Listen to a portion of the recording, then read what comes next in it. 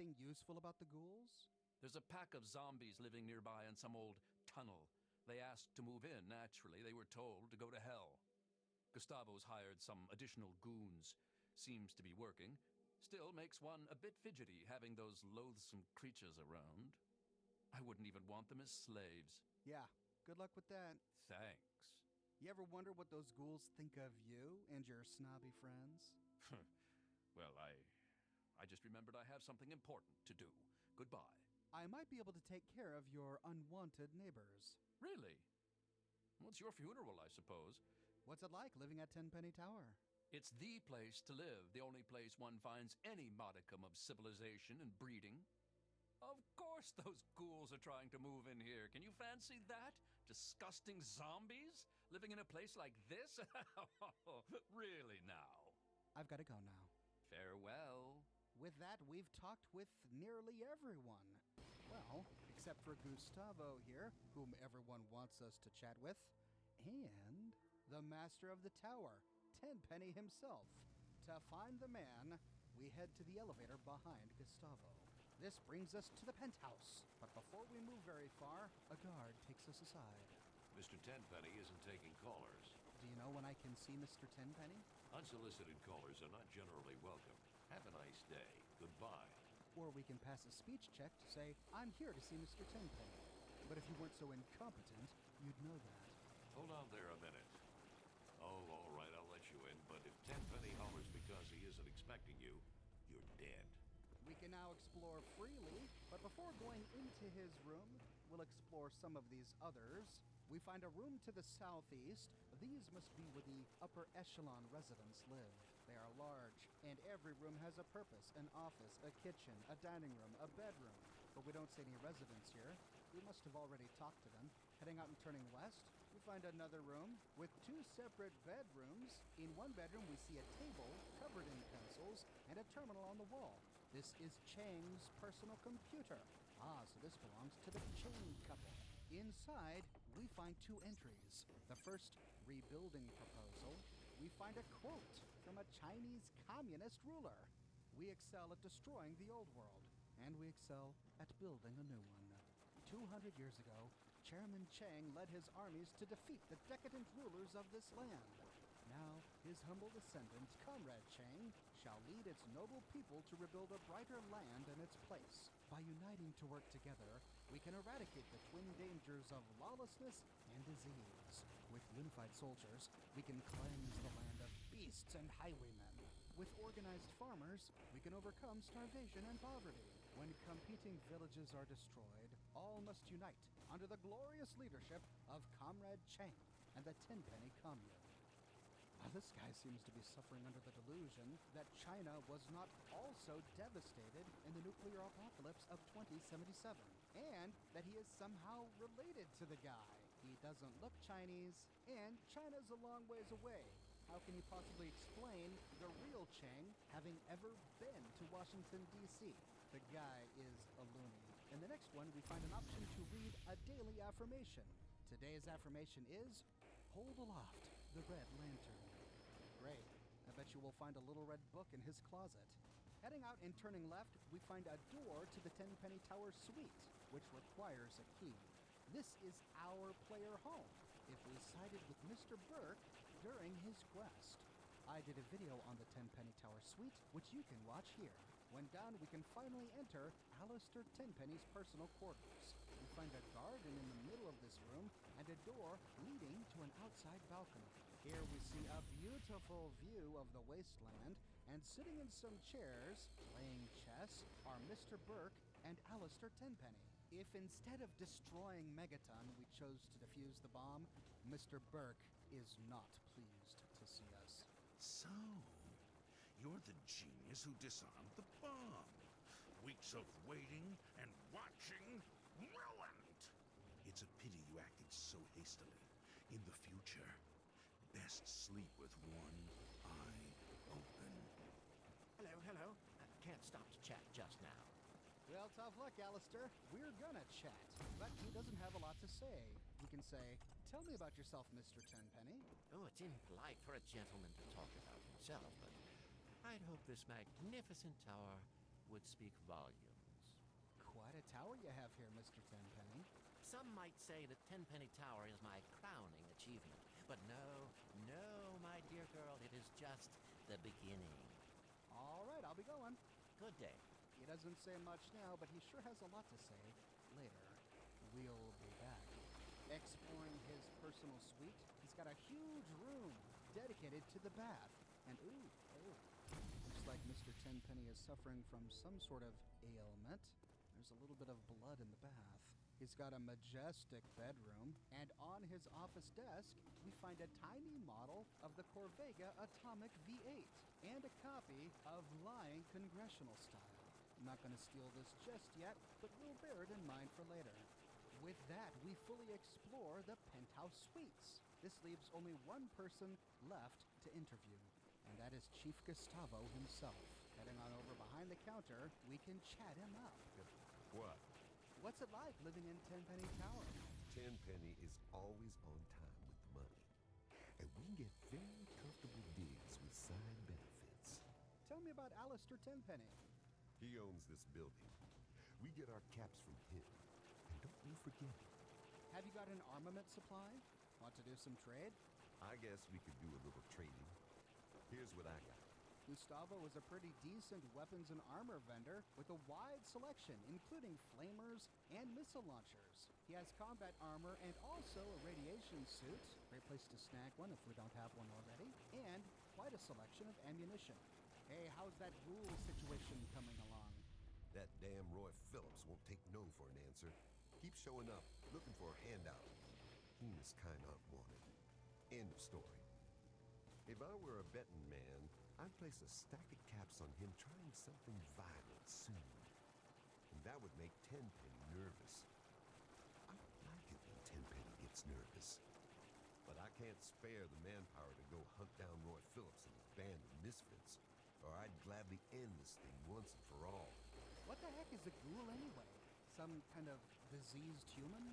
You serious? You don't know what a ghoul is? A goddamn disaster waiting to happen, that's what they are. Sure, maybe you can get over the fact that they look like someone took a cheese grater to their face. But it's what you don't see that's the problem. The radiation slowly eats away their brain. Then they go zombie on you.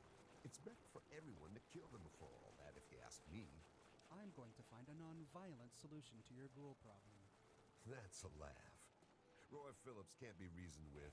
Trust me. But go ahead and try to talk some sense into him. It's your funeral. Have you even tried talking to the ghouls? I bet you can work something out. Tenpenny doesn't care how big their pile of bottle caps is. He won't let ghouls live here. Those ghouls need to give up and go bother someone else. Whatever. It's not really any of my business. No, but perhaps it might be. You're all bigots. Your bleeding heart is liable to get you in a lot of trouble one day. Look, kid. Eventually all ghouls go zombie on your ass. Only a matter of time. Kill them when you find them. It's a win-win. You put them out of their misery and save someone else from getting torn apart. Yeah, ghouls are too much trouble. That's right. You never know when they'll go zombie on your ass. Perhaps you're smarter than you look. Perhaps the residents could be persuaded to let the ghouls live here. You're out of line. Those filthy bitches can stay living in those metro tunnels. They'll move in here over my dead body. Well, that can be arranged. You don't look like much. Are you threatening me? You're obviously an idiot. So I'll let that one slide. But I'm warning you. I won't hesitate to kill you if I have to. We'll see. Whatever. I was just kidding. Ghouls are filthy creatures that should be slaughtered. Quite right. You're not such a moron after all. I can help with your ghoul problem. Where are they hiding out? Really? You? You're welcome to give it a try. Don't come crying to me when you get hurt. They've holed up in the nearby metro tunnels. They're living with packs of feral ghouls. Be careful. Roy seems damn close to turning zombie himself. I suppose you won't be doing this out of the kindness of your heart, How's 500 bottle caps sound? Payable upon termination of that damn ghoul, Roy Phillips, and all his followers. Sure, sounds good, but I would have done it for free. Yeah, right. Good luck, soldier. I'm not coming after you to rescue your ass if you get in trouble. You're on your own. All right, I'll take the money, and any other help you can offer. Here, you can take this rifle and ammo, but don't waste it shooting with shadows. Or we can pass a speech check to say you want this problem resolved or not. You can spare more than that. Well, maybe you're right. It was something I was going to have to do eventually anyway. How about another 200 caps? And here, you can take this rifle and ammo. But you better not screw this up. Roy Phillips and his gang is somewhere in Warrington Station metro tunnels. They've barred the main entrance. Try going through the train yard. With that, we begin the quest, Tenpenny Tower. And now we need to track down the ghouls. We see that the quest marker points us towards some train tracks to the west. We can leave the tower to head that way. But this is a bit of a moral dilemma. Gustavo and most of these residents want the Ghoulstead, but as we learned, some of the residents don't really want a violent confrontation. Gustavo seems to think that there is no peaceful solution. But is that true? Is Roy Phillips really an unreasonable man? The only way to find out is to head to the train tracks, enter the metro tunnels, and track him down to ask him, which we will do in tomorrow's video. I publish a new video 6 days a week on a wide range of topics spanning all of the Fallout games. So if you want to make sure that you don't miss my next episode, including the next chapter to this story, be sure to subscribe and to click that bell notification button. I've got a brand new shirt in the shop, folks. Patrolling the Mojave almost makes you wish for a nuclear winter. We've got a beautiful image of a two-headed bear charging forward. The shirt comes with 2 quotes, the other one being, "We won't go quietly." The Legion can count on that. The shirt also comes in another variant with the red California star. I have a whole bunch of other designs. You can find my shirts in a wide array of colors and in a variety of sizes. If interested, you can find a link to the shop in the description below, or you can click here. If you like what I do and you want to support me in a more personal way, consider becoming one of my patrons on Patreon. But more than anything, I'm just so glad you're here watching this video with me today. Thank you so much for watching, and I'll see you tomorrow morning, bright and early, with episode 2.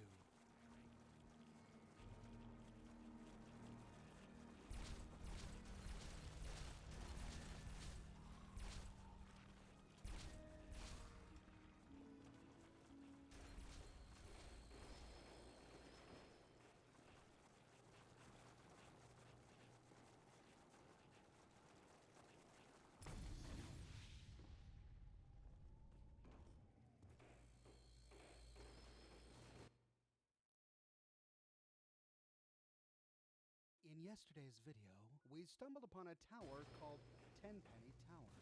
There, we learned that a group of ghouls were trying to gain access to the tower, but the owner of the tower, Alistair Tenpenny, refused to allow them in. Partially for security, but also out of bigotry. He doesn't want to allow zombies, as he calls them, into his tower. After interviewing each of the residents of Tenpenny Tower, we found quite a diverse group of people.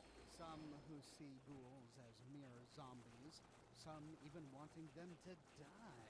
Others who were just ignorant about the nature of ghouls and hope that this conflict is not resolved violently.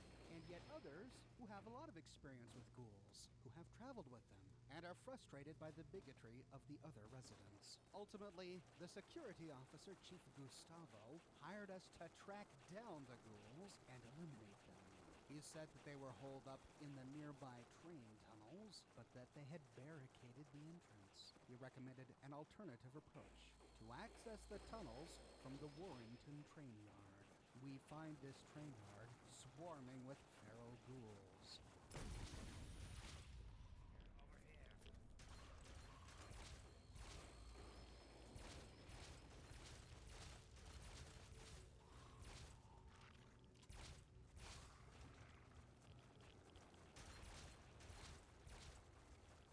After killing Following the ghouls, we can explore the exterior. We see a pod on the hillside overlooking the train yard to the south. Climbing the stairs and heading into the back door, we find a first aid kit right next to a sniper rifle. Looks like someone had been using this as a sniper's perch. A great spot for low-level players who want to clear the ghouls from a distance. We also find an ammunition canister and a stash of Radaway, Radex, and railway spikes on a shelf behind the sniper rifle. Overlooking the train yard, we see a couple of elevated platforms or catwalks, and we see skeletons on them. We need to find a way up there. Jumping down, we can loot some of the ghouls we killed and climb a staircase in the middle of the train yard. This leads us to a catwalk, but the catwalk is broken. It doesn't take us anywhere. So jumping down, we can instead explore this pod underneath it. Inside, we find a first aid box, Radaway, and railway spikes, with an ammunition box under the table. There was a second catwalk here, but we couldn't reach it from that stairway. However, I think I might be able to leap upon it from the nearby hillside. So heading out and going through a big broken part of the fence, we can leap from this wall to see if we can reach the catwalk. Sure enough, I managed to get it in the first try. At the very top, we find 4 skeletons. One is sitting on an ammo box next to a missile launcher. That's pretty high-tech weaponry for train security. I'm thinking maybe these might be the remains of U.S. servicemen who perhaps were in the middle of putting down a Union revolt when the bombs dropped. Or maybe it was simply a domestic disturbance. There's also a grenade box here with 2 bags of Radaway. Turning around and heading east, we find another first aid box by a skeleton and another grenade box. When done looting, we can jump down and head east. Here we find a metal door to the Warrington tunnels. As soon as we enter, we find a skeleton holding an assault rifle. More evidence that something violent went on here as the bombs dropped. We can head out the door and turn east. Here we find a broken nook in the wall with another skeleton and a big pile of radioactive barrels sitting right on the tracks. It's no wonder then why the utility workers here likely went feral pretty quickly. Here we find the next door.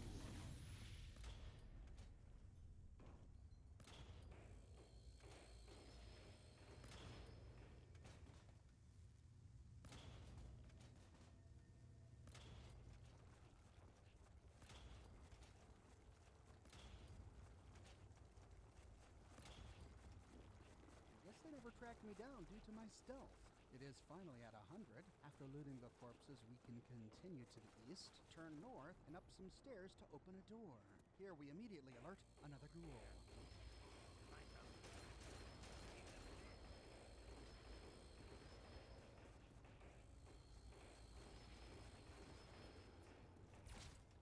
Over here. Got your back.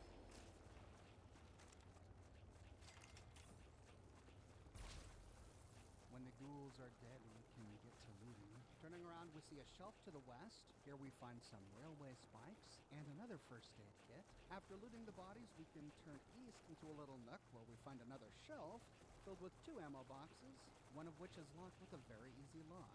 There's a corpse in a chair next to a pole in the middle of the room, and near to this is a first aid kit on a metal box. But that's it for this small room lit with sunlight. To continue, we have to go either north or east. Oh, which way? Well, let's go east for now. Rounding the corner, we see that our movement has alerted some nearby ghouls. Heading into the next room, oh, we see that this wraps around to the room that the other path connected to. Sure enough, turning south, yeah, that's the doorway bathed in red light. We find ourselves in a generator room, but there appears to be no one here. Turning on our Pip-Boy light, we see 2 doors in this room. We'll open the first one to the northeast, and we see that it leads down to a train track. It's then, however, that we get attacked from behind. Aha, there you are. Where? Had enough. Not sure where this guy was hiding. We explored it all in there. But this glowing one taught us that the second door also leads to this same train track. When done, we can turn east. There's a series of connected, ruined train cars completely blocking our path. We have to choose to travel on the left or the right of these train cars. This is going to block off some pathways for us. We'll try going left first. This leads to a portion of the track blocked up by rubbish, but we see that the tunnel continues on to the east. Looks like that's where we need to go. I don't want to miss anything, though. So I'm going to turn around and go back south down the other side of those tracks. Here we find a skeleton next to an assault rifle, a stim pack, and an ammo box. These tracks continue down to the south, where we find a big pile of toxic barrels hiding more ghouls. When dead, we see that the tracks are blocked up, but there is a door to the west, locked with an average lock. After unlocking it, we find a supply cache. Another skeleton stuffed in here. Perhaps he was a utility worker, hiding from whatever troops came to restore order. Here we find 3 first aid boxes, 2 on a shelf and 1 on top of a stack of boxes, one of which is locked with an easy lock, and then 2 ammo canisters on the shelf. But with that, we realize that we've hit a dead end. We need to retrace our steps back along the eastern side of this train and down that second track we saw. At the end, we find a feral ghoul reaver.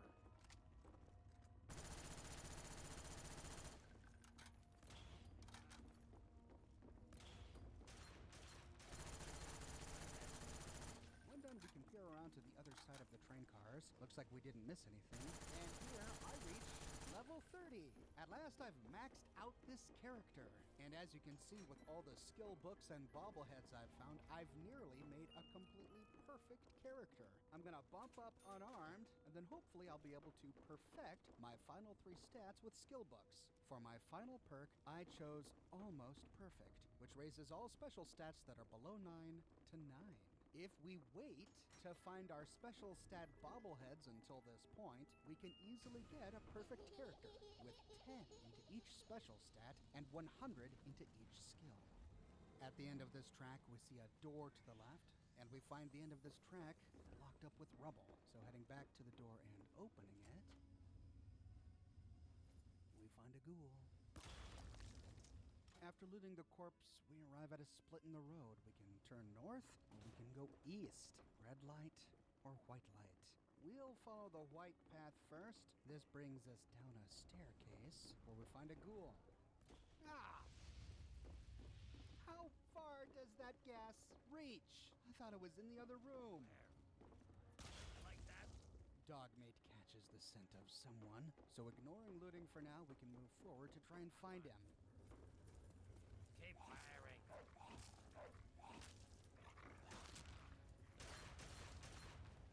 And they got him before I could. We arrive in a room bathed in natural sunlight from the ceiling. As we loot these ghoul corpses, we find a desk to the northwest with a stim pack on top of it. And now I'm curious as to where that other path with the red lights led. So going back up the staircase and back to that fork in the road, we can turn northeast towards the hallway lined in red lights. This brings us down some stairs to that very same room bathed in natural sunlight. Okay. So it just does a big loop. We find 2 first aid boxes on the shelf in this room and a door to the south, leading back out to Warrington Station. On the other side of this door, we see graffiti painted on the wall. The revolution starts here. Heading out to the tracks, the west is blocked, so turning east, we are just about to step out into a large vaulted room when... You there. Put your weapons away. Come over here. No funny business, unless you want to get shot. This Michael Masters walks towards the top of a nearby escalator. Heading on over, we see a gate behind the escalator, but we'll talk with Michael first. What are you doing here? It's not safe for your kind around here. Whatever. Apathy is the death of the soul. It's better to be angry as hell. It keeps things interesting anyway. I can handle myself. It's your own funeral then. Just remember that when you die alone. Then you just rot until some jackal comes and snacks on you. Just passing through. Just passing through. That's no way to live your life. You need a purpose, a goal. It's the only thing that keeps you from realizing how meaningless this shit-filled existence really is. I'm here to see Roy Phillips. Oh yeah?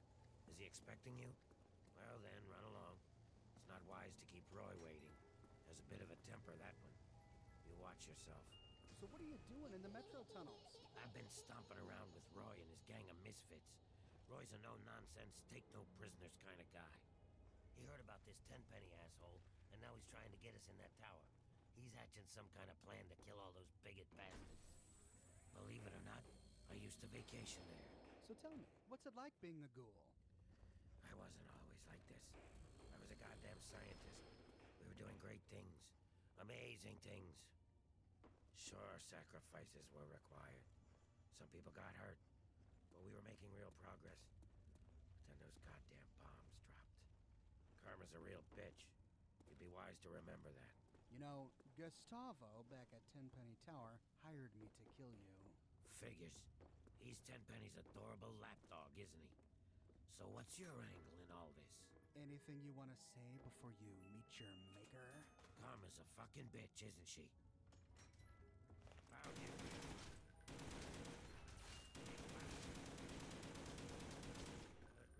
And if we kill him, we lose karma. Alternatively, we can say, I don't have to kill you if you were to give me a handful of caps. Open your eyes, kid. Does it look like I got a fortune? Now bugger off before I get angry. He just ignores us and walks off. Or we can say, relax, it's just a warning, not a threat. I'm not gonna kill you. That's awfully decent of you. Even if we already knew those bigoted bastards wanted us dead. Talk to Roy Phillips. You might be able to help us out. And with that, he walks off. Okay, so he's just the guard. On this top area, we find a ticket booth. Inside the ticket booth are a bunch of ammo canisters and other containers, but they're all marked as owned. And we'll get in trouble if we try to steal them. Heading south, we see a tunnel that leads out to the terminal. Here we find another ticket booth, but this one is empty. And then we can pass through the turnstiles and then up a ramp through the gate to the entrance to Warrington Station. Hey, this is great news. Now we can fast travel if we ever want to come back to visit Roy and his ghouls. We see Tenpenny Tower just off in the distance. Great, so this is a shortcut. Heading back in, we can now try and follow Michael. Turning west down the escalator, we can go through the gate behind it. There's nothing in the rubble on the other track, so instead we can go down the eastern tunnel. This leads us to another derailed car, and here we find a door to the west, or we can follow the track to the south. We'll open the door to the west first. We arrive in some sort of office. 3 big recording machines are here. Going down some stairs, we see Roy and what appears to be his main squeeze. You know, I'm eager to talk to Roy, but I want to make sure that I've fully explored this station first. So heading back out and through the door, we can now travel south to continue exploring. The ghouls have erected some sort of ramshackle barricade. Passing through the barricade, we find more ferals.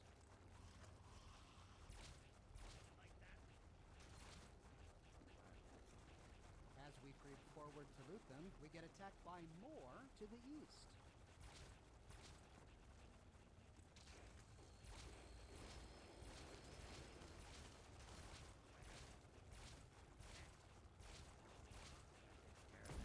Heading east, we find a little nook off to the south. This is where those ghouls were hiding, and no wonder they went feral. Look at this. Who stored so many toxic barrels of nuclear waste in a metro tunnel? Turning around, we see that our only path forward is to sneak by some cars to the north. The tunnel is blocked with rubble, but we find a door to the east. This leads us back into the utility rooms. We see a desk to the south, and on it we find a big book of science. This is not set to own, so we can feel free to loot this without stealing. In this room, there are 2 doors, one to the north and one to the south. If we open the door to the north, we go to the metro access and generator. Here we scale some stairs to arrive in a small room. But wait, what's that? That looks like a very familiar wide door. And upon inspecting it, we see that it's the containment door. And sure enough, turning around, we see that same grated window. On the other side of this wall is the utility room behind Tenpenny Tower. And at last we've connected the dots. Inside this room, we see the generators off to the northeast and the terminal to the northwest. This terminal must control the containment door, the same containment door we found in the utility room inside Tenpenny Tower. Which means that if we unlock this door, anyone in Warrington Station would have direct access to Tenpenny Tower. At last, we begin to understand exactly what Roy meant when he said that he would be back. But the terminal is in a utility room behind the Tenpenny wall, which means Roy will need access to Tenpenny Tower before he can open this door. Retracing our steps, we can head back to Warrington Station and this time open the door to the south. This leads us to a staircase leading down to a long, winding tunnel. This tunnel eventually leads to a long rectangular room. There are two ways forward. First, we can open the door to the north. This leads to a storage room. We find ammo canisters, stacks of darts, but now everything is owned again. Looks like we're getting close to the ghoul's home. We find a huge stack of railway spikes and a copy of Dean's electronics. We'll have to bear that in mind for later.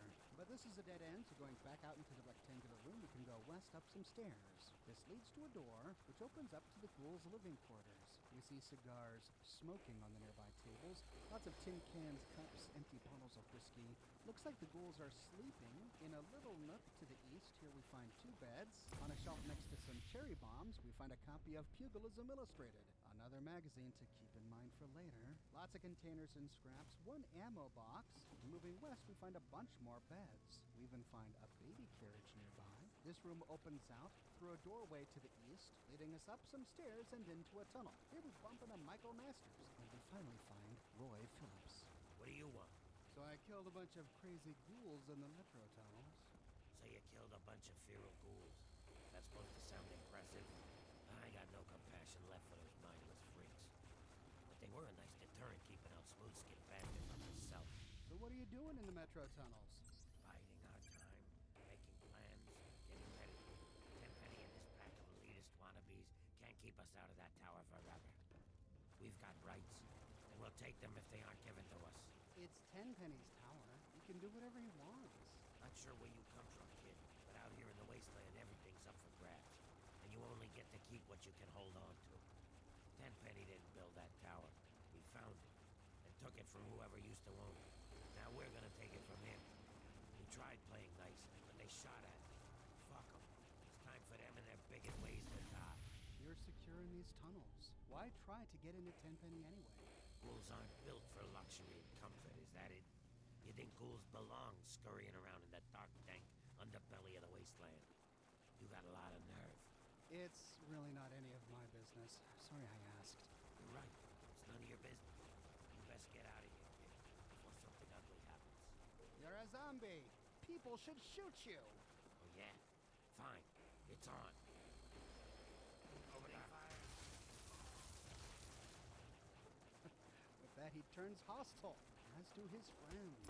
If we have the contract killer perk, we find an ear on his corpse. This is the polar opposite to the Lawbringer perk. With the contract killer perk, we find ears that we can collect on the corpses of good karma characters, which means Roy is good, and that may confuse a few players. Or you can say, whatever, you're no better than Tenpenny. If I'm no better than Tenpenny, then he should let me into that tower. But he won't, so I'm busting in. Whatever, I mean it. That's the smartest thing you've said since you met me. So tell me, what's it like being a ghoul? You'd better choose your next words really carefully, because you're starting to piss me off. Never mind. Right. I thought so. I'm warning you. I don't take shit from no one. I didn't mean to offend. I'm not prejudiced. Sure, whatever you say. You pretentious, two-faced asshole. Whatever. Didn't think so. You're the prejudiced bum, not me. So you're ugly. Big deal. Maybe I misjudged. Pardons. So yeah, people treat us like shit. But it just makes us stronger. Otherwise, we ain't no different than anyone else that had the misfortune to live past infancy. No, really, I mean it. I don't care if you're a ghoul or not. Uh-huh. Fine, whatever. Being a ghoul ain't anything worse than any other thing somebody's got to deal with. Like your stupidity, for example. You can't help it. You were born stupid. Or dropped on your head as a kid. Either way, it ain't nothing you can change. So you deal with it. You eat people's brains, right? So what's it like being a zombie? You got balls. Really big ones. I'll assume you're kidding, because no one shit-talks me and lives. We ghouls are just like the rest of you. Shit out of luck and doing our best to make it. You know, Gustavo hired me to kill you. Is that so? He isn't man enough to do it himself. Sends a girl to do his dirty work. Think you got what it takes? I don't have to kill you. If you were to give me a handful of caps. You picked the wrong ghoul to fuck with, kid. And there's more where that came from. And again, he turns hostile. Or we can say, anything you want to say before you meet your maker? Yeah. Fuck you. Welcome back to the party. Your turn.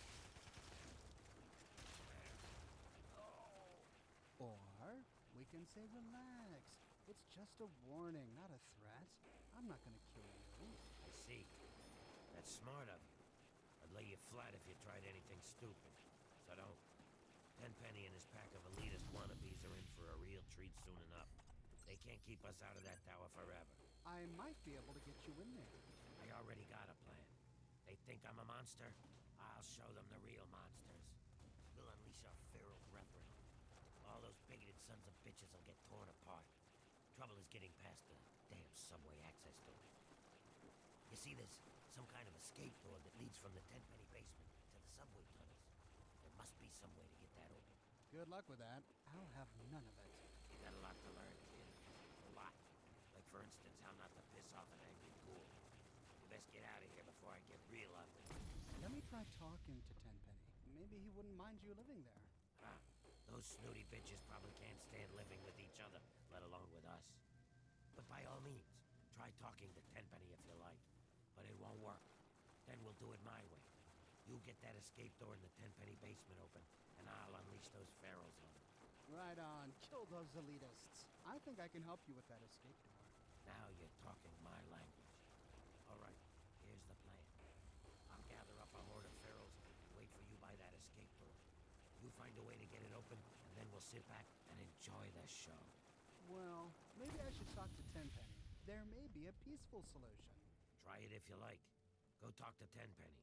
Ask him if he wants us living there. It won't work. So when you fail, we can do it my way. This is gonna be fun. Indeed. Remember, I'll be waiting for you to get that door open. Don't keep me waiting long, kid. Well, now we have some options. Moving through the southern door, we find a woman standing in the corner. This is Bessie Lynn. Oh, hello. I'm Bessie Lynn. I don't think you should be down here. Did you talk to Roy? I hope you know what you're doing. You can get in a lot of trouble by coming around uninvited. We can say nothing. Oh, all right then. Kinda shy, aren't you? I don't mind that. It's nice to have someone to talk to who listens, you know. Am I babbling again? I tend to do that when I'm nervous. Or we can say, I'm trouble. That's all you need to know. Oh, my. I guess I was just trying to be nice. Am I babbling again? I tend to do that when I'm nervous. Oh, you don't make me nervous. I mean, Roy says not to show weakness. Have you met Roy? He's killed lots of people before. I'm his gal. He protects me. So better not try anything. Nice to meet you, Bessie. Don't worry about me. I'll be fine. I wouldn't want to see anyone get hurt. You must be pretty tough to get past all the ferals. They tend to leave us alone with someone like you. Am I babbling again? Roy tells me I shouldn't do that. So what are you doing in the metro tunnels? Roy is coming up with a plan to get us into that tower. 10 pennies. Says it's only a matter of time. He's strong like that. He never gives up. The kind of guy who makes things happen, Roy is. That's why the others follow him. Me, I just like the way he looks at me. Makes me feel pretty again. I'd go anywhere with him. So tell me, what's it like being a ghoul? Oh, well, it's not so bad, I guess. Once you get used to it. But it's not like before. I used to be pretty, you know. Everyone used to come around all the time. People stop wanting to be around you, though. When it starts to happen, when you start to change, I mean. You know, Gustavo hired me to kill you. Please don't hurt me. I don't have to kill you if you were to give me a handful of feathers. Oh, well, we don't really have much, over here.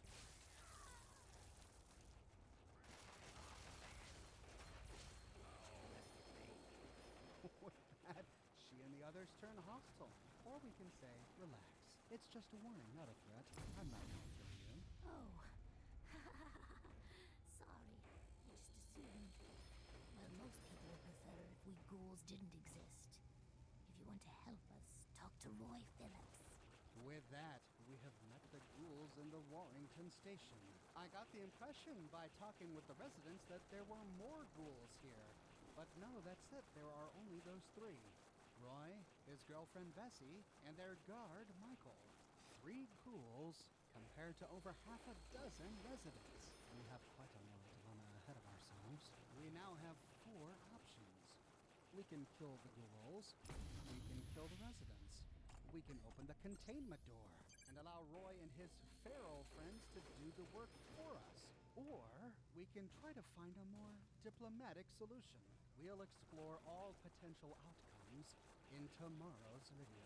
I publish a new Fallout video 6 days a week on a wide range of topics spanning all of the games. If you want to make sure you don't miss my next episode, be sure to subscribe and to click that bell notification button. I've got a new shirt in the shop, folks. Patrolling the Mojave almost makes you wish for a nuclear winter. We've got a beautiful painting of a 2-headed bear running, and this picture comes in 2 versions, one with a California star. I also have another quote available. We won't go quietly. The Legion. In our last episode, we finally tracked down the ghouls that are trying to get into Tenpenny Tower. Led by Mastermind Roy Phillips, the ghouls were living in Warrington Station. We discovered, however, that there were only 3 of them. Ringleader Roy, his girlfriend Bessie Lynn, and their guard, Michael Masters.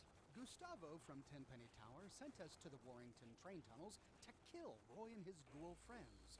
But while talking with Roy, we came upon some other options to resolve this dilemma. Today, we'll go through each option.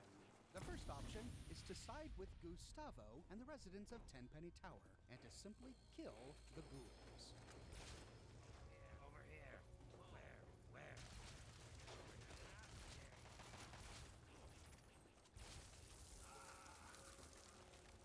If we choose this option, we can then check in with Chief Gustavo to claim our reward. Didn't think you had it in you. Guess you proved me wrong. Good job. Knowing those ghouls are gone takes a load off my mind. Thanks. You'll be wanting the reward now, won't you? I suppose you earned it. There's your caps. Contract fulfilled, debt paid. Just don't move the buttons up there. Now get going. With that, we complete the quest, Tenpenny Tower, and we can interview all of the tower residents to hear their thoughts on the matter. You're a real hero the way you handled the ghouls. I was worried about those ghouls. Now I can get back to worrying about important things, like what color to dye my hair. Thanks for everything. You did it. You got rid of those vile creatures. Good show. You're a lot tougher than you look, kid. Now everyone's calmed down and back to their old selves. Not that I cared much for them to begin with, but they've stopped all the ghoul foolishness. They really are quite ignorant here. But where else can I retire and fit all my trophies? Good job removing our little pest problem. Hello, friend. Thanks for handling those ghouls. It's fine now that those ghouls are taken care of. I've been treating less cases related to frazzled nerves and upset stomachs. Thank you for dealing with those ghouls. You're a real hero. Well, I feel a lot safer now that those ghouls have stopped bothering us. That's for sure. Things have been perfectly fabulous since you exterminated that filthy vermin. You're all my husband talks about now. Do you have any idea how annoying that is? It's a lot better now with those ghouls out of the picture. Hey, I'm sure glad to have you around. That Gustavo's a real loser compared to you. Business is still good. Comrade, hero of the people, hello. It's great. Now that we have a real comrade around here to handle things, I'm appointing a special security subcommittee, and I want you to chair it. The other option is, of course, to side with the ghouls, and there are 3 ways to do so. The first way is to take the murdering into our own hands.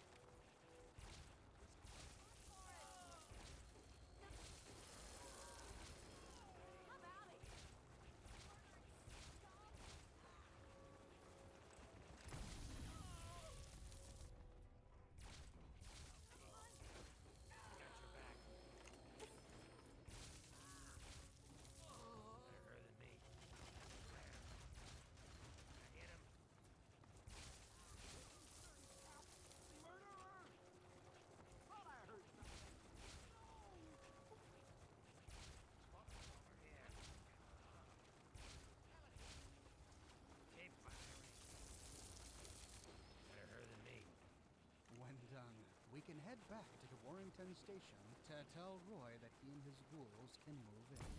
Well, kid, what have you accomplished? I've taken care of things. You can move in now. I'll be damned. Really? Good job, kid. I was willing to unleash the pharaohs and kill all those bigots. Guess I don't have to now. Here's a little something for your troubles. It'll help you deal with our pharaoh brethren if you meet it. With that, he, Bessie, and Michael leave the tunnels for Tenpenny Tower. The third option is to go with Roy's plan. In our last video, Roy explained an intricate plan whereby we infiltrate the generator room of Tenpenny Tower and unlock the containment door leading to the tunnels. He and a pack of pharaohs would then invade the tower, killing all the residents. A much more elaborate plan of murder that has the same result. Now, in my first video, we explored the generator room after discovering that the door was unlocked. I learned later, however, that in the initial release of this game, Bethesda intended this door to be locked. I don't believe the door was unlocked in my game due to a mod conflict, because I replayed this quest without mods installed and discovered that it was unlocked. So I don't know if this was changed in a patch or what, but in case the generator room is locked, we have to find the key. We can first talk with Alistair Tenpenny to learn more about the basement. Alistair, what can you tell me about the basement? What? That area is strictly off limits. Can't have people fooling around with the terminal down there. They could shut off power and open the escape door. And the man tells us everything we need to know. So it's the terminal in the basement that unlocks the door. Now we need to find a key to get in. We'll start by talking with Chief Gustavo. You having trouble with those ghouls? What can you tell me about the basement to Tenpenny Tower? You mean the generator room? What the hell do you need to know about that for? That area is strictly off limits. Touchy subject, huh? What's the matter? Hiding some kind of big secret? There's no secret. It's just a sensitive area we don't need idiots and assholes screwing around in. There's an emergency entrance to the tunnels, you know, for when the bombs fell. We siphon power from the metro grid to keep our generators running. But I've got better things to do than play tour guide, so unless there's some kind of emergency, this conversation's over. Look, I'm not an idiot. I won't break anything. I don't care who you think you are. You're not getting in down there. I've got the only key, and I ain't lending it to you. I lost it once and had to make a new one. Tenpenny practically bit my head off, so forget it. So there are two keys, one on Chief Gustavo and one somewhere else. Looks like he lost it. We learn where this second key went when we talk with Herbert Daring Dashwood. Hey there! Herbert, do you know anything about the basement and the emergency tunnels? Aha! So you've been exploring the tower. Well done. Let's just say that Gustavo's not the only one with a key for the generator room. Are you suggesting what I think you're suggesting? Well, it does get a trifle bit boring around here. And to spice things up, I like to do a little exploring. Oh, I always put everything back. Well, almost everything. I occasionally keep a memento, like Gustavo's key to the generator room. Have you noticed how he turns a delightful shade of purple when he's angry? Well, kid, there are two keys floating around. Which one do you think you can nab without getting caught? Good luck. You want Gustavo to catch you with that? Better let me hold on to it, old man. That's awfully brash of you. You think you got what it takes? The trick to exploring is to make sure no one knows you've done it. My neighbors, for instance, have no idea that I know so much about them. I'll make you a deal, kid. You can borrow my key if you can find it without letting me see you take it. Good luck. I don't want to play games. Can I please just borrow the key? Bah! I thought you were more interesting than that. Fine. But you better not get caught with that. And with that, we get the key from Herbert Daring Dashwood. Or we can try pickpocketing it from him. We do indeed find it on his inventory. Or we can take advantage of night and sneak up behind Chief Gustavo while he's sleeping. We find the second key on his inventory. No matter how we got the key, or if we happen to find the door unlocked in our game, we can now head to the generator room on the northern side of the tower. Inside, sure enough, we find a terminal on the wall. It's locked with an easy lock, so we should have no problems gaining access. After hacking it, we read some instructions. New Amended Espionage Act, 50 U.S.C. 31 and 32 prohibits unauthorized use, subject to a fine of $500 and possibly imprisonment. In case of emergency, activate containment doors to gain access to tunnel system. Stay clear of the tracks and have a nice day. We find an option to place a distress call to the DCTA, which I believe may be the District of Columbia Transit Authority. But if we choose this option, we of course read failed to connect to DCTA security because they died 200 years ago. So instead, we can choose the option to open the containment door. If we choose this option, Roy enters the room and addresses us from the other side of the grating. Great job, kid. Meet me around front. I have something for you to keep the ferals from gnawing on your ass. Alternatively, if for some reason an easy locked terminal is outside our grasp, we can always destroy the 2 generators. The door slides open, and Roy again addresses us. Racing up the stairs and heading back outside, we can go around to the doors of Tenpenny Tower to meet Roy. Great job, kid. Here, take this mask. It'll keep you safe from the ferals. Just don't get too close to them, or they'll sniff you out. Don't forget to put it on. Roy gives us the Ghoul Mask, the only one of its kind in the entire game. This mask only has a DR of 3, but its unique feature is that it makes us friendly with all feral ghouls in the game, making it an incredibly useful item for exploring tricky areas or talking with otherwise hostile ghoul NPCs. And it is hideous. It's like we're wearing Freddy Krueger's face. I was a bit startled when I put this thing on. It's nasty, but it functions. With the ghoul mask on, we can head inside the tower. We see that Roy has unleashed a horde of feral ghouls on the Tenpenny Tower residence. Roy and his ferals go from room to room, floor to floor, chasing down and murdering every resident, whether they're a ghoul bigot or not.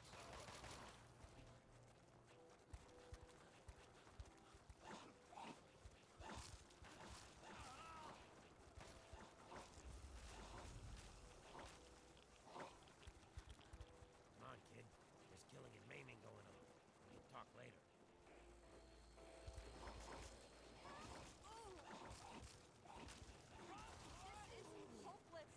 The only resident who presents any form of formidable opposition to Roy and his ferals is Herbert Daring Dashwood. When we arrive on his floor, we already see a pile of dead ferals right outside his door. The adventurer is holding a combat shotgun, and he makes his last stand in his trophy room. But at last, even Herbert Daring Dashwood is no match for Roy's unlimited number of ghouls.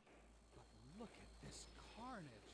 What a man Herbert Daring Dashwood is. I hate to see him go like this, especially for a man who has no problem with ghouls. But he died as he lived, with a gun in his hand and bravado in his voice. We then observe the feral ghouls mow down the remaining residents one by one, until at last they corner Tenpenny himself in his penthouse. Tenpenny, like Herbert Daring Dashwood, is another fairly formidable opponent, though not quite as formidable. Armed with his sniper rifle, he barricades himself behind his bathtub in the corner of his room and shoots every ghoul that walks through his door.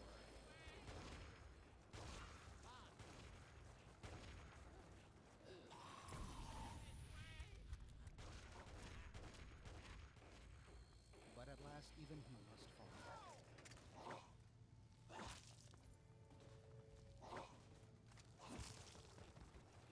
When the residents of Tenpenny Tower lie dead, their bodily fluids soaking the hand-wrought tile floors and the beautifully woven Persian rugs, Bessie and Michael move on in. We find them observing the carnage from the lobby. Bastards. Could have done it the easy way and just let us live here with them. Ah, well. Guess we better get started with the cleanup. What's it like now that you live here in Tenpenny Tower? It's weird, actually. I used to vacation here before the bombs dropped. Used to be a resort for the wealthy and powerful. I never thought I'd be the one fighting to get in here. Guess way back it used to be a plantation. Ironic, isn't it? Well, it'll take a little elbow grease, but then this place will be a true home. What's it like living in Tenpenny Tower? It's wonderful. Roy was right. This is the way to live. If we return many days later, we see that the ghouls have cleaned up their tower. We find Michael Masters now in charge of Boutique Nichique. Hey, kid. I was wrong about you. Good job. Let's trade. Well, this stuff is mostly crap. But whatever. Oh, and I found some weapons and armor, so I'll be trading in that. It's more useful anyway. He has a large selection of weapons, though not quite as high-tech as the ones Chief Gustavo could sell. But where he shines is in armor. He sells a wide range of armor, even T-45D power armor. And he has quite a selection of junk, even selling the schematics to the dart gun. We see that Bessie Lynn has taken over New Urban Apparel. Oh, hello there. Can't thank you enough. Let's trade. This is all I have. I hope it's okay. She now sells the same inventory that Anthony once sold. Heading up to the penthouse level, we find Roy Phillips wandering around just outside Tenpenny's suite. Hey, thanks again. Couldn't have done it without you. Haha. Hey there, bud. Thanks again for helping us get in here. What's it like living in Tenpenny Tower? Beats the wasteland and dirty tunnels, that's for damn sure. But each of those options is rather violent. There is, however, one peaceful option. There is sadly no peaceful option to allow the residents to keep their tower to themselves, aside from just ignoring this quest completely, but there is a peaceful option for convincing the residents to allow the ghouls inside. Reloading a previous save, instead of murdering everyone or unlocking the containment door, we can instead head to Chief Gustavo. You having trouble with those ghouls? You know, Chief, I've met them. Roy Phillips and those other ghouls don't seem all that bad. Look, kid, I don't care what you think about them. Unless Tenpenny says otherwise. They aren't allowed in here. End of story. Quit wasting my time. How would you feel about having a few ghoul neighbors? Hell no. Tenpenny won't allow it. And I take my orders from him. What if Tenpenny will let the ghouls live here? He'd be out of his goddamn mind. Like I said, ultimately, I work for him, so whatever he says goes. But I wouldn't like it. I've got to go now. Watch your back. And don't trust that Roy Phillips for a second. Sounds like we need to get the approval of the man himself. Heading up to the penthouse suite, we can talk with the master of the tower, Alistair Tenpenny. You have a curious look about you. I presume you have something interesting to tell me. There are some ghouls who want to live here. What do you think about that? Why, I do believe you've lost your mind. Ghouls living here? You're serious? Whatever. I must say, you can be quite the bore. Run along and pester someone else. I was just kidding. Those zombies need to be killed. Well, that's how most people feel, certainly. Talk to Security Chief Gustavo. He's managing the ghoul situation. What if the residents are okay with ghoul neighbors? I don't suppose I'd mind terribly if ghouls were to live here. And it would be a good bit of sport hunting them down if they misbehaved. I dare say, though, you'll have a bit of trouble convincing certain residents to go along with your novel proposition. Tell you what, if you can convince Mr. and Mrs. Wellington, Mr. Ling, Ms. Montenegro, and Ms. Lancaster, those ghouls can live here. Have you seen me shoot? I'm quite proficient, if I do say so myself. Huh. That response was surprisingly tolerant for a man like Alistair Tenpenny. He gives us a note called Tenpenny's Request, and in it we find a list of the 5 bigots of Tenpenny Tower. These are the men and women whom we need to convince to allow the ghouls to move on in. Now, of course, the short way to solve this dilemma is to simply kill them. With them dead, they can't oppose the other residents expressing interest in having ghoul neighbors. That's boring. I'd much prefer to talk with them. Well, we'll start on the ground floor. Waiting until morning to make sure that the merchants are at their shops, we can first head over to New Urban Apparel to talk with Anthony Lane. I'm always glad to see a customer, especially if they are dressed so hideously. Seriously, we have to get you a new wardrobe. How would you feel about having a few ghoul neighbors? You can't be serious. Ghouls aren't human. They live in filth. They eat their own babies. They're out of their right freaking mind. I've met the ghouls. They're civilized and pose no threats. Why would you hang out with dirty vermin like that? You enjoy sifting through feces? You know, it's only a matter of time before they get hungry and eat you. You're crazy. Ghouls will never live in Tenpenny Tower. What if all your other neighbors agree? If my neighbors lose their minds and agree to such a thing, then I hope security shoots them in the head with their zombie friends. We have two options here. The first is to pass a speech check to say, this is happening. You're gonna have to deal with it or get forced out. You'll regret this. I've spent years collecting all this fabulous merchandise. I won't stand for this. Where the hell am I supposed to go? And we gain karma. Good luck, Anthony. Whatever. My death will be on your head. I don't care. Get your stuff together and get out of here. You'll pay for this. Dearly. I'm sure you'll find something suitable, don't worry. The only suitable place is Tenpenny Tower. Everywhere else stinks and caters to low-life scum like you. I'll die out there. I just know it. With that, Anthony Ling leaves the tower. He walks out of his shop, into the lobby, and out the door. The second way to deal with this is to sneak behind him and loot the contents of his safe. Inside we find 300 bottle caps, and if we steal them, we lose karma. But the next time we talk to Anthony... Ah, that's it. Tenpenny promised me safety and security, and that damn useless Gustavo lets thieves run amok. This is the last straw. I'm leaving. He walks right out the door. With Anthony gone, we must now turn our attention to Lydia Montenegro, the proprietor of Boutique Le Chic. Shopping at Le Chic proves you have great taste. How would you feel about having a few ghoul neighbors? You're being serious? That's out of the question. What an absurd notion. I've met these ghouls. They're civilized and pose no threat. I think you must have been out in the sun too long. Perhaps I could sell you a nice hat to keep your brain from frying? What if your other neighbors agree? Then my neighbors will have lost their minds, just like you have. Now go away. We also have two ways to solve this. We can pass a speech check to say, this is happening. You're gonna have to deal with it or get forced out. You horrible little zombie lover. What right do you and your disgusting buddies have to push honest, hardworking, important people around like that? Where do you propose I live? Good luck. When I die, it'll be your fault. I don't care. You get your stuff together and get out of here. Just you wait. I'll find a way to repay you for this. I'm sure you'll find something suitable. Don't worry. Don't worry? Did you just step out of a vault? Haven't you seen what's out there? I'm doomed. And it's all your fault. And with that, she stands up, walks out of her shop, across the lobby, and out the door. The second option is to loot the contents of her safe. Inside we find 200 caps, and upon looting them, we lose karma. The next time we talk with Lydia... Oh, I can't believe it. With all of Gustavo's goons running around, they still let thieves come into my store and take things. I thought I was safe here. That's it. I'm leaving. I'll try my luck elsewhere. And she walks out the door. But where do Lydia and Anthony go?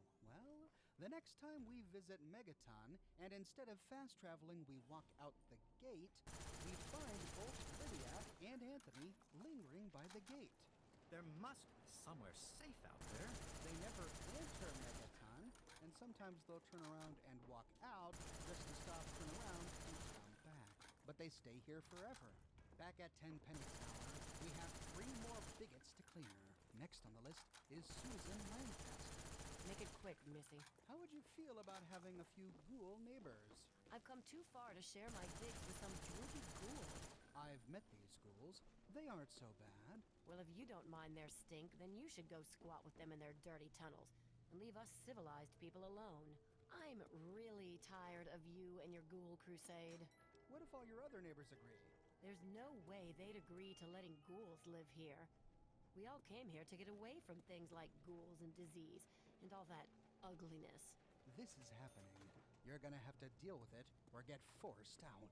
I'm done with the wasteland, and I've been everywhere else. There isn't anything better than this. Damn you and your ghouls. I'm sure you'll find something suitable, don't worry. I'm not going anywhere. I'll talk to Tenpenny. I bet I can live in Burke's place. He's never around anyway. And when he does come back, I'll make sure he's fine with the new arrangement. I'll just send up for my food. I'll never even have to look at you or your ghoul buddies. Say what you want about Susan Lancaster. She is a survivor. She turns around, walks to the elevator, and heads up to Mr. Burke's suite. They will likely offer him her services in order to stay. That leaves two to go, Mr. and Mrs. Wellington. Instead of in the stairwell where we typically find them, we uncharacteristically find them arguing in their own suite. Edgar? That Mr. Burke is a shady character, isn't he? I've heard some positively awful things about him. But Tenpenny trusts him, so it can't be all bad. Is that so? Are you even listening? Uh-huh. Useless man. Millicent, have you ever thought of making friends with the other ladies in the tower? Not that I mind your constant company or anything. Edgar, I do believe you are trying to shake me off. The fire has finally died away, has it, Edgar? You fancy someone else these days, do you? No, of course not, you silly woman. It's just that I think spending time with the other ladies in the tower might do you some good. You know, the other ladies and I don't get along famously. They're quite jealous of me, naturally. Oh my, poor Edgar. I remember you. To what do I owe the pleasure? How would you feel about having a few ghoul neighbors? You're joking, right? You serious? Of course not. Ghouls can't live here. They're dirty, loathsome creatures. I've met these ghouls. They're civilized and pose no threat. I'm afraid I can't abide by that. I can't imagine Tenpenny would allow it. But I certainly won't. What if all your other neighbors agree? Don't care. The only way those ghouls are getting in is over my dead body. This is happening. You're gonna have to deal with it or get forced out. This is outrageous, preposterous, forced out by a bunch of dirty ghouls and some bleeding heart activist? Where will I live? How will I get there? Good luck. You'll get yours. I don't care. Get your stuff together and get out of here. I never forget a slight. Watch your back. I'll be sending someone to pay you a little visit in the future. I'm sure you'll find something suitable. Don't worry. I found a comfortable place, but now I must leave. When I die, it will be on your head. Edgar, Miss Montenegro's quite full of herself, isn't she? Puffed up like the souffle she is. That was a good one, wasn't it? I'm quite funny today. Righto. Earth to Edgar. Mr. Wellington, are you there? Uh-huh. I swear, Edgar, it's in one ear and out the other with you. Wow. What a marriage. Are all young people ill-bred these days? How would you feel about having a few ghoul neighbors? Dear Lord, are you serious? Ghouls? Living here? With us? That's simply out of the question. What if all your other neighbors agree? Ha! I know everything about my neighbors. Some things they don't even know themselves. I'm certain that they won't agree to this ridiculous idea. And even if they did, I certainly won't. This is happening. You're gonna have to deal with it or get forced out. Damn it! This can't be happening! Why do you think I came here in the first place? To get away from ghouls, monsters, and scum like you. Now I'll have to start all over again. Where will I go? Good luck. Yeah, right. Watch your back. I don't care. Get your stuff together and get out of here. My husband has connections. Watch your back. I'm sure you'll find something suitable. Don't worry. I already did. I hope one of your ghoul buddies kills you. You'll see. With that, we've gotten rid of all 5 bigots. But there is one other way to get rid of Edgar, Millicent, and Susan Lancaster. Instead of talking to them, we can sneak into Susan Lancaster's room. This was the room with the copy of Tales of a Junktown Jerky vendor on the desk. Only this time, we find a new note by the telephone. Love letter. My dearest Susan, I can't believe I'm writing this, but I can't help it. I can't hold it in any longer. I can't stop thinking about you. even when I'm with Millicent, all I see is your face. God, can a man be in love with two women at the same time? How can something so wrong feel so right? There must be some way to make this work, to make this right. I can't wait to see you, but I don't want it to be like before. It's different now, because I've finally told you I love you. This is real. This is so real I can't take it anymore. I need you right now. Yours truly and forever, Edgar Wellington II. With this incriminating evidence in hand, we can take it straight to Millicent. You may speak to me, and please, don't be tedious. I found a love letter. I think you'll want to see it. Oh my God. This can't be real, but it's in his handwriting. Oh my God. He's dead. I'll kill him and her. They're both dead. This isn't happening. This isn't real.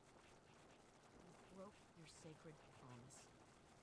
What are you talking about, dears? Is everything all right? Let me remind you, till death do us part. Holy cow! She murders him in cold blood. And then she races out the door, down the stairs, in search of Susan Lancaster. When she finally finds her, she murders her without a word. She stands quietly over the body before turning around and saying, I love that stupid man. Now that he's gone, I'm lost. Without another word, she puts away her weapon, walks out of the cafe, across the lobby, and out the door forever. If we follow Millicent, she walks to the Warrington train yard. If we haven't cleared this yard, then it's filled with feral ghouls. Perhaps she was counting on that. Perhaps with her husband dead and nothing left to live for, she was planning to commit suicide. Here she walks back and forth, in and out of the yard, waiting to die. I tried giving the love letter to both Edgar and Susan before giving it to Millicent, but we don't find an option to hear their reaction. But with the anti-ghoul bigots gone, we can talk with the other residents to see how they feel about having ghouls as neighbors. Good to see you again, comrade. How would you feel about having a few ghoul neighbors?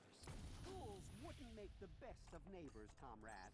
Comrade, I've met these ghouls. They seem friendly enough, more than this lot. Well, perhaps you're right, comrade. Some of these folk have a few things to learn about camaraderie, that's for sure. Well, all right. I'm willing to give them a chance. Would you tell Mr. Tenpenny that you wouldn't mind ghoul neighbors? All right, comrade. We'll welcome them into the community. I've heard they carry diseases. I'd have to sanitize everything after them all the time. Besides, they are dangerous, aren't they? What if they kept themselves clean and didn't bother anyone? I don't know. As long as they don't cause trouble. And they'd have to try to fit in with our established community. I guess I'd be willing to give it a try. I don't know. I mean, they're all deformed and scary looking. I bet they're really mean, too. I've met them, and they seem friendly enough. Well, you seem like you know what you're talking about. I guess I'd be willing to give it a try. I might not spend much time with them. And if they do anything stupid, I'm sure they'll get kicked out. Fine. It's okay. I know you've been talking to the others about the ghouls, and I've been mulling the whole thing over a few cocktails. Well, more than a few. And I've decided that I'd be willing to give it a go. Having ghoul neighbors, I mean. Well, I wouldn't mind, but they'd better be civilized. The tenants here are real uppity, and most wouldn't take kindly to ghouls living here. Like I said, it's fine by me. I'm not sure. My first responsibility is the health and welfare of the residents of Tenpenny Tower.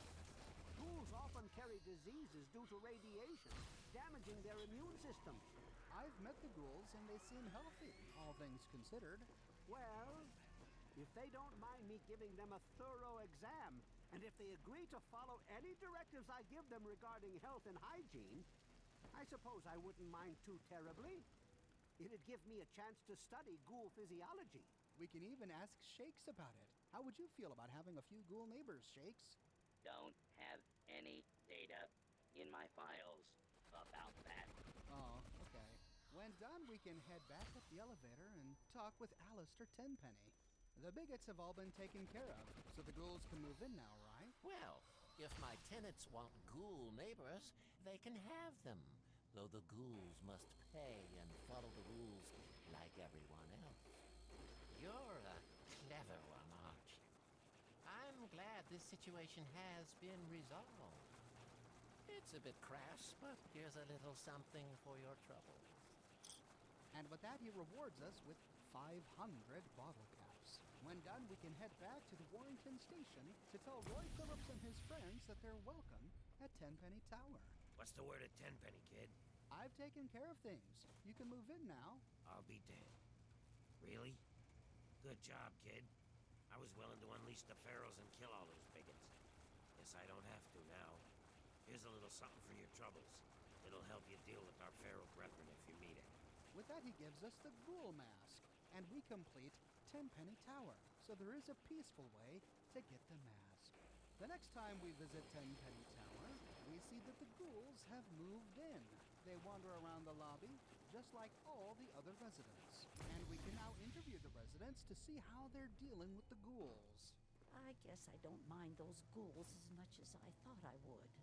People are happy and healthy for the most part. And those ghouls make great case studies. Did I mention I'm working on an important dissertation? Thanks for helping those ghouls. They really aren't so bad. Our new neighbors aren't so bad after all. And they have big appetites, so that's good for the cafe. Glad to see you were able to convince these people to open their minds a little. Those ghouls will liven things up around here for a long time. I'm surprised by my fellow tenants. I used to think they were all closed-minded idiots. Turns out they aren't so bad after all. Hey, comrades, those ghouls seem like a real community, huh? Adversity must have made them strong.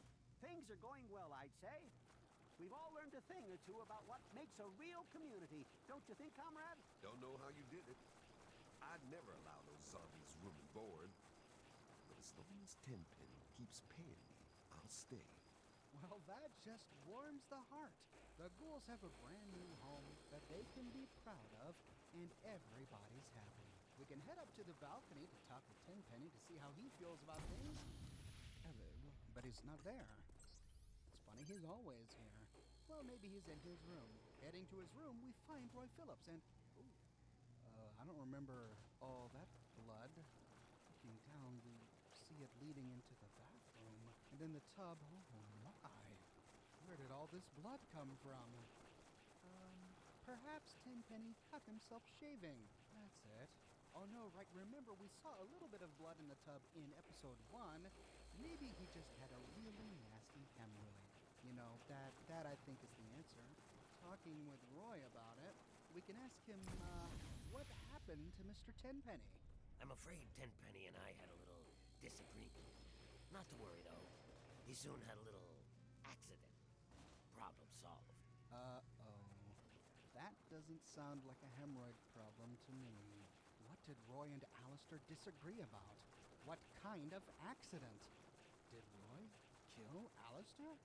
Well, everyone else seems to be happy and getting along, though this has made me a little worried. But we've got a lot to do. There's an entire wasteland out there to explore. Heading out, we can do our thing, and the next time we return to Tenpenny Tower, the gate is open. That's unusual. Security is usually pretty good about keeping this gate closed, and as we head on in, we see ghouls walking around in clean, dapper clothing. But where's security? Chief Gustavo is not at his post. Security is not in their section of the courtyard. The ghouls sit down at the tables like residents. Oh, maybe the Tenpenny residents, out of the kindness of their hearts, allowed other ghouls residency in Tenpenny Tower. After all, they've got the room, 5 residents left, only 3 ghouls moved in. Heading through the main door, we see more ghouls walking around in fancy dresses and dapper suits. But, where are the humans? We don't see any humans. Gustavo is gone. The Tenpenny residents are gone. Where are the humans? Heading into the Federalist Lounge, we see that Michael is not here. Michael is not in the bar? Something must be terribly wrong. Heading into new urban apparel, we see Bessie Ling here. Oh, hello there. Can't thank you enough.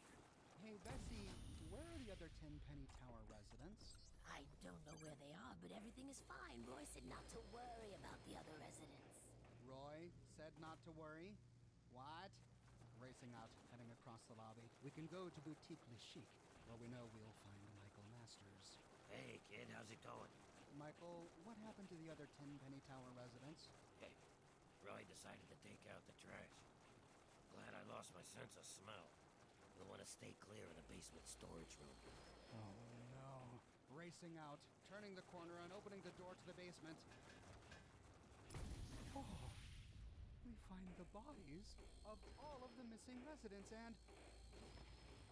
Ah! Oh, that's right, I didn't have my ghoul mask on. And it immediately becomes plain what happened to these residents. Roy killed them, dragged them here so the pharaohs could feast upon them, and then stripped them of all of their belongings. Each one of these residents is stark naked, with all of their caps and personal possessions gone. He murdered the very people who allowed he and his friends inside. Heading out, we track down Roy in the Tenpenny Tower suites. Hey, thanks again. Couldn't have done it without you. Hey there, bud. Nice pile of bodies in the storage room, Roy. You're proud of yourself, aren't you? They had it coming. But I don't have to justify myself to you or any other smooth skin. In fact, you'd best piss off if you don't want to join me. At this point, I had a raging justice craving. I've got wide from my swear. With Roy now the only living creature on the suites level, we can kill him silently. Heading down, the rest of the ghouls don't seem to notice. We can go in and talk with Bessie to see how she feels about things. Hi again. So you approve of mass murder? The basement storage room is full of corpses. Oh? Well, they must have done something to deserve that. Oh, must they have? And I'm sure that your boyfriend Roy is a perfect unbiased judge of moral character, huh? She may not have killed them, but she's an enabler. Heading on over to talk with Michael. Ah! Take him down. He opens fire on us. Even though he opened fire on us, we still lose karma by killing him. What is with the karma system in this game? And that's that. We can't resurrect the dead. We can't undo what we've done here. Did we make the right choice? Or would things have just been better if we never got involved to begin with? I should point out that this final solution to the Tenpenny Tower quest is a bit bugged. The first time I went to the basement, after choosing the, quote, peaceful solution, I found a feral ghoul and lots of blood, but no bodies. At first, I thought this might be a problem with mods I had installed, but even when I went through this experience without any mods, I still found no bodies. Turns out that it's a bug in the game. I confirmed this when I found many forum threads of other people complaining about it. I spent many hours yesterday trying to get these corpses to appear here, replaying the quest over and over again, tweaking this and that choice, and I still found no bodies here. I finally got the bodies to spawn when I followed some advice that one of my viewers gave me during my live show last night. So a big shout out to Oxfan for giving me the solution. I got the bodies to appear by completely replaying this quest from start to finish and by not talking with any of the residents at any point before talking with Tenpenny and getting him to agree to allow the ghouls to stay. Only then was I able to talk with the bigots to convince them to leave, and then after Roy moves in, we find the bodies in the basement. Upon reading the official strategy guide, I learned that we're supposed to find Tenpenny's corpse in the bathtub as soon as the ghouls arrive at Tenpenny Tower. However, as you saw, I never found his body inside, and no matter how many times I replayed it, I couldn't get it to spawn. At first I thought it had something to do with the other quests going on here at Tenpenny at the same time. You gotta shoot them in the head with Mr. Crowley, and of course, Mr. Burke's quest to blow up Megaton. Since so many things go on here in the tower, I'm sure that there are some crossed signals that lead to bugs. I even found a weird bug where Mr. Burke was outside the main door sitting down and motioning to me like he did when I first met him inside Moriarty's saloon at Megaton. He even speaks as if I blew up Megaton, which I didn't on this playthrough. So there are a lot of bugs associated with this quest. But now that we've completed it, what is the best solution? This is an excellent quest for a Fallout game because there is no good solution. Every option available to us has its pluses and minuses. From a practical standpoint, killing all of the residents is the best solution. Only by killing the residents do we get the ghoul mask, which is a really useful tool. Killing the residents also allows us to loot their bodies, personal containers, and safes. We walk away with caps, ammo, and even some skill books. From a karma perspective, we get good karma by helping the ghouls, convincing the bigots to leave, and allowing the ghouls to move in, and we get evil karma by killing the ghouls. This quest, I think, is a great example of the flaws of the karma system in Fallout 3. There are many, including myself, who would argue that there's really nothing morally good about these ghouls. So gaining positive karma by convincing the bigots to leave and allowing Roy and his ghouls to mow over the tower seems really out of place. This, I think, is why Bethesda ultimately abandoned the karma system for Fallout 4. But let's ignore game mechanics for now. Let's ignore rewards. Let's ignore the karma system. Which of these options is morally the best? Well, on one hand, I'm not a fan of anti-ghoul bigotry. I don't like the idea that in Fallout 3, ghouls are so horribly persecuted that they have to stay in the underworld for fear of persecution. By the time of the events of Fallout 4, there is still a lot of anti-ghoul bigotry out there, but things have eased up a little bit. Sure, Diamond City is rife with it, the Brotherhood of Steel is rife with it, but everyday wastelanders and settlers and travelers seem to be fine with non-violent ghouls. That said, I also can sympathize with the residents who don't want to live around ghouls.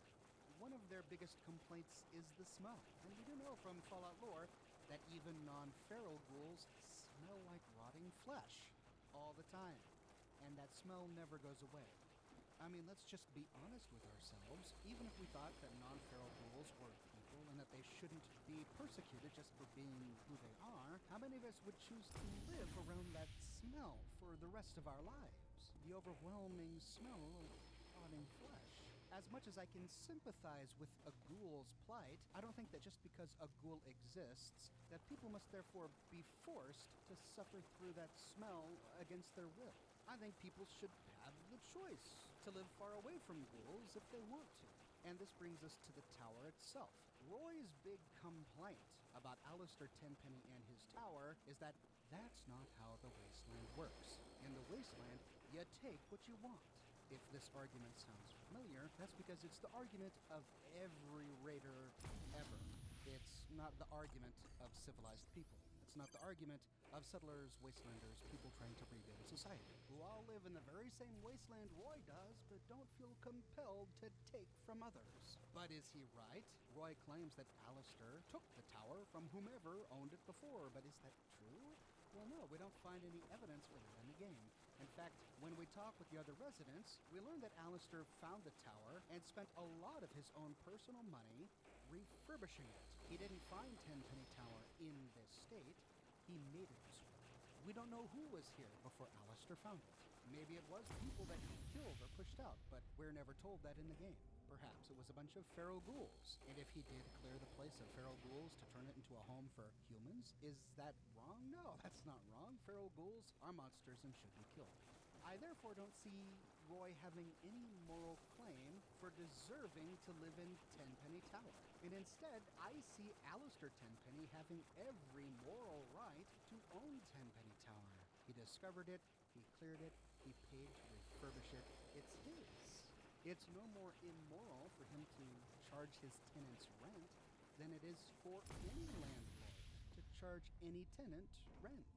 Now, I do think that the opinions of many of the ghoul quote-unquote bigots in the game are pretty disgusting. Most of the tenants are just scared of ghouls. They're scared of the unknown, but they're willing to be proven wrong. Many of them reason that they don't want ghouls here because they're afraid of these ghouls turning feral. And that's not an insane fear. Non-feral ghouls in the Fallout universe can indeed turn feral. We learned this from the Nuka World DLC of Fallout 4. We found the corpse and holotape of Rachel, who had been a non-feral ghoul for over 200 years, until slowly over that time she felt the madness creep in. She felt herself going feral at every moment, and in order to avoid that fate, she shot herself. feral ghouls can turn feral. But despite knowing that, most of the residents still gave these ghouls a chance. And after having given the ghouls a chance, most of these residents are glad that they did. They've got nothing against ghouls. They're not ghoul bigots. There are, however, 5 who are clearly ghoul bigots. There is no amount of talking that will convince them to allow the ghouls in. But does that mean that they deserve to die? Is being prejudiced worthy of a death sentence? I don't think so. I think being prejudiced without good cause is disgusting, but I don't think that means we have the moral right to kill people who have those kind of beliefs. And even when we put the whole ghoul bigotry thing aside, there's the issue of personal safety. Even the non-bigoted residents of this tower were concerned with personal safety. They didn't want a violent altercation. They didn't want ghouls to die. They didn't want themselves to die. They wanted to be safe. They liked the idea of paying rent so that Alistair Tenpenny can afford a tight security team. The security team, led by Gustavo, were ghoul bigots. Sure, but they were not hypocrites. When the Lone Wanderer walks up, he didn't get any special treatment because he was human. He was denied access just like Roy. The Lone Wanderer only gets in if he knows someone inside or using his own wit and charm. He does not get in because he's human. The security team shot at Roy and their ghouls, not because they were ghouls, but because they refused to take no for an answer. Every other person who comes to Tenpenny Tower gets rejected, gets turned away, ghoul or human. But when Roy comes up, he and his ghouls demand entrance, and they come back day after day. If this was any other human settlement, like Arafil, if it was continually harassed by the same wastelanders day after day, it's likely the settlers would fire upon the harassers. It's probably something Lucas Sims has done many times to ghouls and humans alike at Megaton. Firing at people who are trying to invade a tower, who do not take no for an answer, who do not respect the rules of that town, is not unreasonable. Many of the residents were afraid of allowing the ghouls in, not because they were bigoted, but because they were concerned with their own personal safety, a fear which turned out to be a justified one. They had every reason to fear for their own personal safety, and therefore good cause to not allow the ghouls to live here. I therefore think it's wrong to force people out of their home, even if they are prejudiced, and to allow Roy and his ghouls to overrun the tower and kill the people here. But that leaves us with an uncomfortable alternative. Aside from just ignoring the quest, which of course we could do, the only other option if we want to leave the residents alone is to kill the ghouls. Now, Roy, I think, deserves death, because he's planning to murder. He's an entitled raider who is prejudiced against humans. He may feel like his anti-human bigotry is justified because people have called him zombie, but it doesn't change the fact that he is an anti-human bigot. And it doesn't change the fact that he's plotting the murder of dozens of people. In my eyes, this makes him no better than a raider, and therefore I feel perfectly comfortable killing him to prevent him from killing others. The problem is with Bessie and Michael Masters. Both Michael and Bessie know who Roy is. They know the kind of man he is. Michael even warns us of Roy's temper the first time we arrive at Warrington Station. Bessie brags to us about all of the people Roy has killed in his life. They know who he is. They know what he's planning. They know what he's capable of.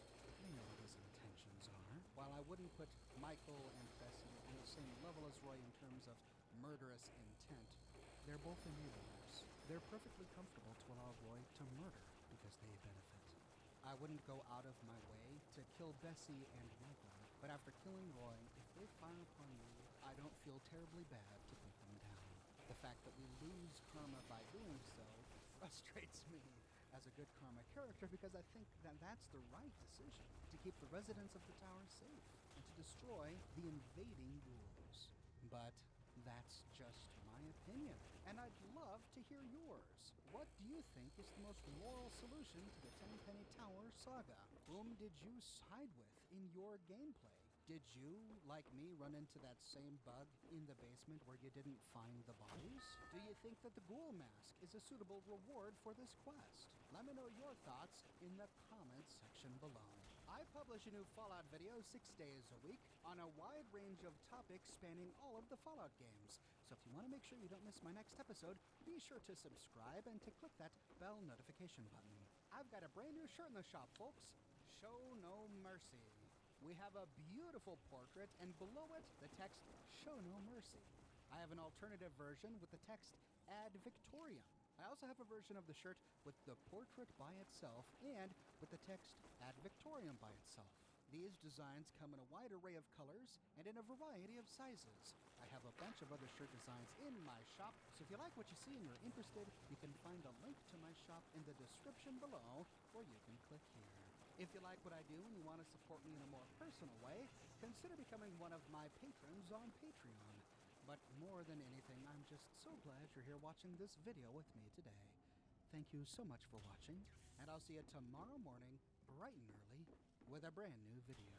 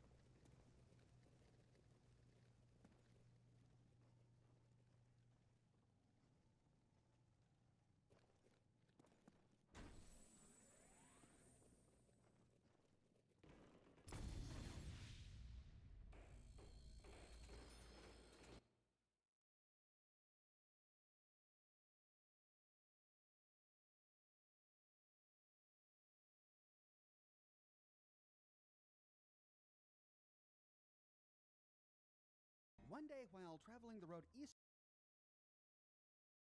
one day while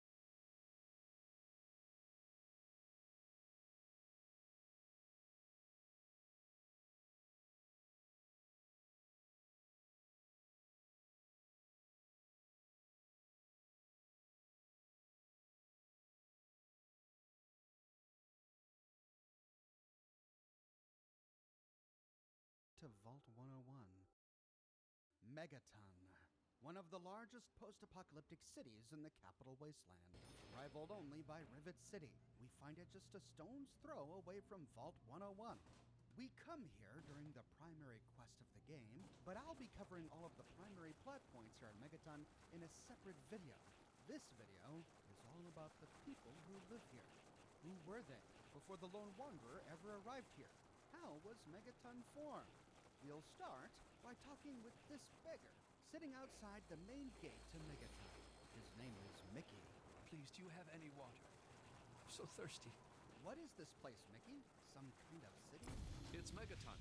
Have you been living in a hole or something? Everyone's heard of Megaton. They have plenty of water in there, but they only give it to residents or people who can pay for it.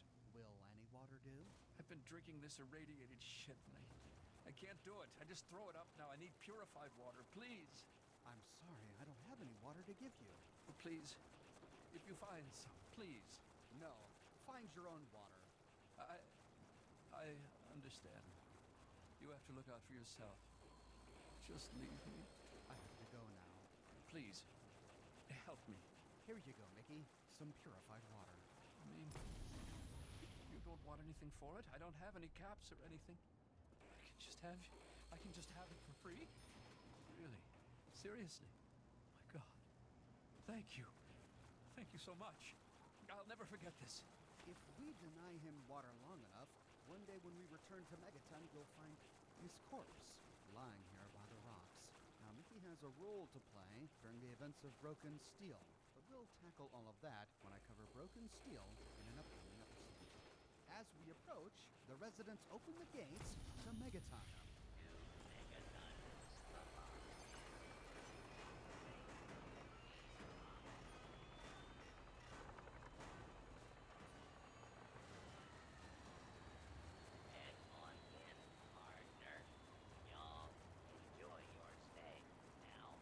That's Deputy Weld. He appears to have a cowboy theme going on.